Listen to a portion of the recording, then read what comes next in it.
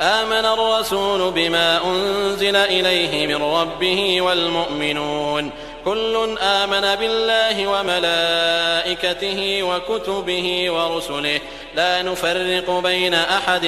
من رسله وقالوا سمعنا وأطعنا غفرانك ربنا وإليك المصير. لا يكلف الله نفسا إلا وسعها لها ما كسبت وعليها ما اكتسبت ربنا لا تؤاخذنا إن نسينا أو أخطأنا ربنا ولا تحمل علينا إصرا كما حملته على الذين من قبلنا ربنا ولا تحملنا ما لا طاقة لنا به واعف عنا واغفر لنا وارحمنا أنت مولانا فانصرنا على القوم الكافرين.